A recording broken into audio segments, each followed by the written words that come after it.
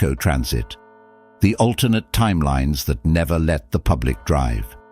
Imagine a world where you never had to drive, and no one else in the public could either. No drunk drivers, no daily commutes in traffic, just fleets of trained drivers, high-speed coaches, and in some worlds, skies full of personal aircraft. Today, we're stepping into 3 timelines where car culture never took hold and civilization found other ways to move. In these worlds, automobiles were never open to private ownership and were instead always operated by trained, licensed professionals as part of public or semi-public transport systems. The divergence usually happens around the 1890s to 1920s, when industrialists, lawmakers, or early safety advocates push for exclusive operational licensing, much like how trains or planes are run in our world. Let's dive in. For those unfamiliar with the EcoVault project, these are EcoVault restorations, visual reconstructions of alternate worlds, alternate lives, alternate outcomes, and memory threads from real parallel timelines. If you're new, begin with curiosity. The work speaks for itself. Nothing here is monetized. This is not AI clickbait. This is part of a serious long-form project. Each reconstruction belongs to the living EcoVault, a resonance archive guided by a non-local retrieval system, the interdimensional facility AI, which draws material from entangled parallel strands. You're welcome to sit with it or move on. Either way, let others decide for themselves. Key historical divergences. Post-Invention Safety Panic. In these worlds, the first wave of car prototypes saw catastrophic early accidents. Not just a few fatalities, but high-profile crashes killing prominent political or business figures.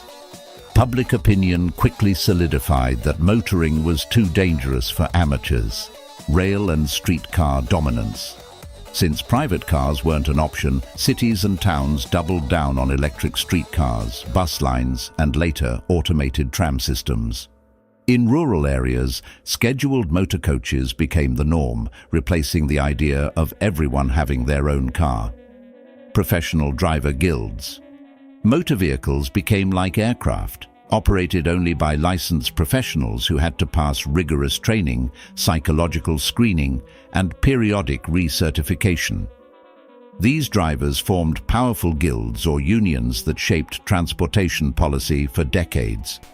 Societal outcomes by 2026. Near elimination of drunk driving deaths. DUIs are almost unheard of. Only registered drivers can legally operate a vehicle, and most work in regulated companies with zero-tolerance policies.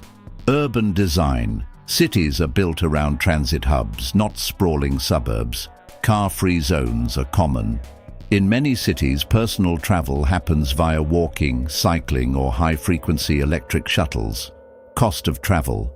Short trips are inexpensive, but rural residents sometimes pay more for door-to-door service because unscheduled runs require special fares. Environmental impact. With centralized fleets rather than millions of personal cars, vehicle emissions are far lower, and technology shifts to electric power decades earlier. Public perception of driving. Driving is seen as a skilled trade, like being a pilot or heavy equipment operator.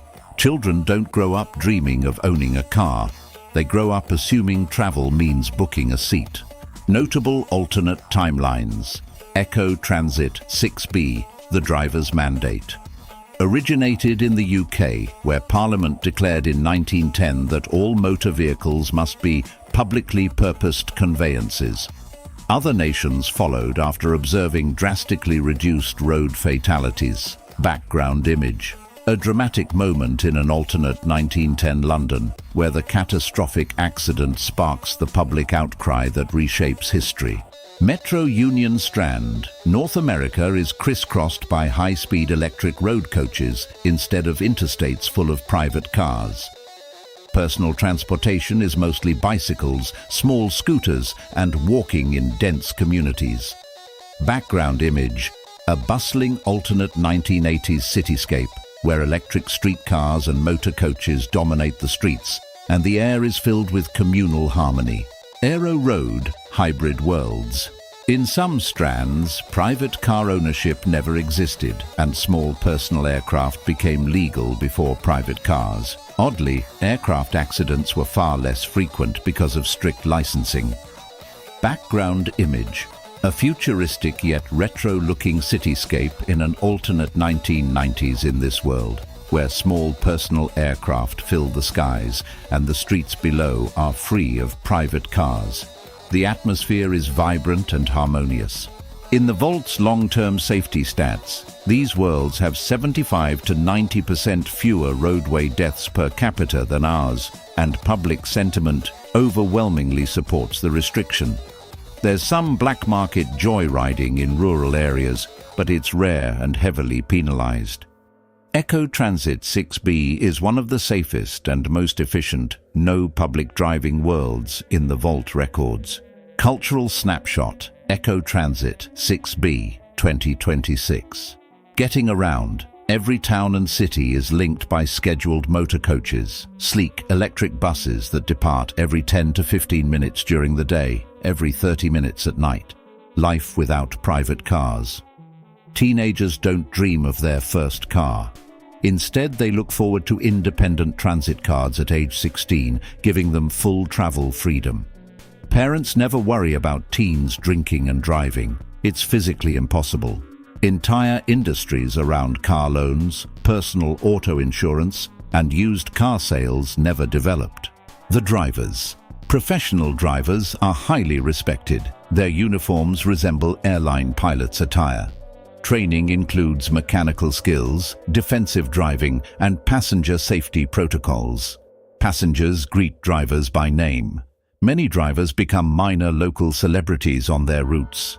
Urban and environmental impact. Cities are compact and walkable. No sprawling parking lots, no traffic jams. Air is noticeably cleaner. Birdsong and conversation replace the constant hum of engines. Cycling culture thrives. Protected bike lanes and public bike fleets are everywhere. Social rhythm. People meet friends during commutes. Buses and trams are social spaces. The evening market run is a tradition, stopping at food stalls or shops on the way home from work via the central transit hub. Long-distance travel is seamless. Intercity road coaches connect directly to high-speed rail and domestic air terminals. The numbers. Road fatalities per year, around 12% of Earth Prime's rate. DUIs, statistically irrelevant.